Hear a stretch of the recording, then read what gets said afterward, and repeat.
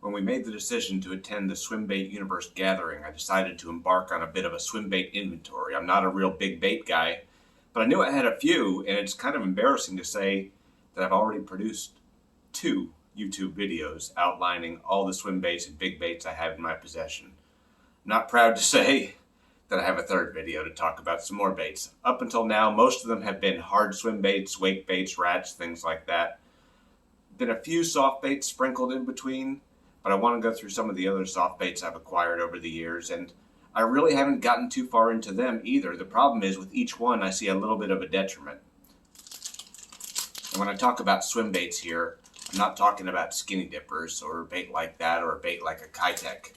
Obviously they're awesome baits. Anyone can use them. I go through hundreds of skinny dippers a year in white, in green pumpkin, and in colors like penetration, both as trailers and on their own, but they're not really what I'd characterize as a big bait, even the Big Dipper or the giant Keitechs. What I'm really talking about is the more lifelike soft swim baits here, and I've accumulated, as I said, more than my share. Sort of the gateway drug in all of this has been the Megabass Magdraft, the Prerigged one, more than the Freestyle. Like many of you, I became familiar with it through Chris Zaldane, who won thousands upon thousands of dollars and nearly won some major tournaments using this Magdraft, particularly in the albino white color, but I also have a lot of the more natural bait fish colors. It's been a great bait for me here in Virginia, a little bit in Mexico and in some other places. Best thing about it is it's natural. You can swim it fairly quickly, not super fast, and most importantly, you can skip it a mile up under boathouses. I've caught fish that I know would not have chased a Senko or would not have touched a vibrating jig that I skipped up into those same places. The only problem, of course, is that with this big treble hook in the belly, you do end up losing a few. So I apologize to the dock owners who've suddenly found $15 swim baits in their ropes or on a piling underneath their dock. But it's an unbelievable bait, and at $12, $14 a pop and the ability to catch a number of fish, really a good bargain.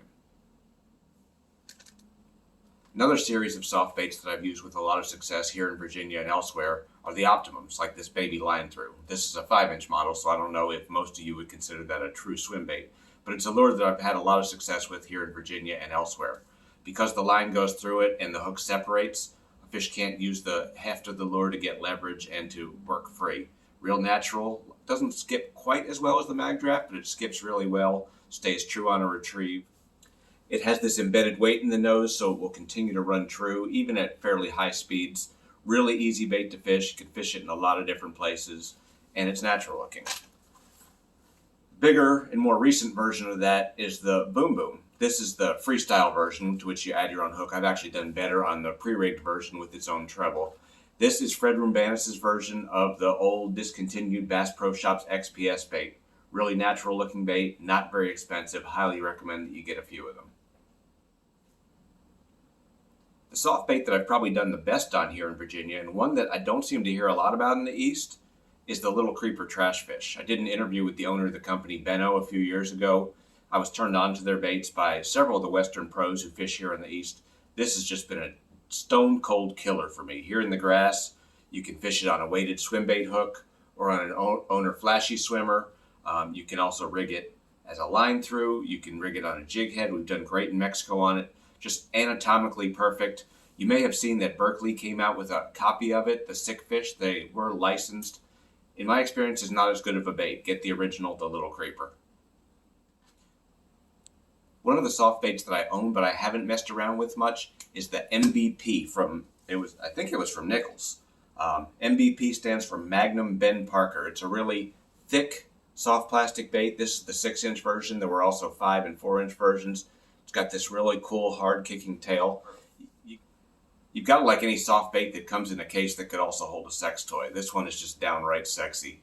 Haven't fished it much. What I'm afraid of is it has so much plastic to it that I can't think of the right hook or jig head that will get me the appropriate penetration on the hook set with the proper gap. Need to get out there and throw them. I don't think it's made anymore. There are some similar baits out there you might want to check out. I need to get some teeth marks on this. And the final soft bait that I've discovered on my near endless search, and don't blame me if I find some more, is the Working Class Zero Citizen. This was the first bait that I ever got in a true drop, where they advertised that they were going to put baits up for sale at a certain time, and I managed to get in relatively quickly. I've thrown it around a little. It's super lifelike, looks great on the hook. The only problem I have with it is they recommend a 6/0 owner beast hook. That's what I threw it on. It doesn't seem like it has enough gap for me. I guess I need to get out there and either try an 8/0 or just go with the 6/0 until I see whether it works or not. This is one I'm going to put more time in with late in 2022 and early in 2023. Really try to get bid on it because I just think it's going to be an awesome option. So I think I've completed my tour of my soft swim baits and my hard baits at this point. I'm 3 videos deep. If you haven't already watched the other 2, please check them out. Excited to get into this swim bait world. Again, I'm not an expert, but I've accumulated a lot of them. I know I need to get out there, throw them, put the time in, and I think I'm going to be rewarded sooner or later. Hopefully sooner, because I really want to catch some more big fish going forward.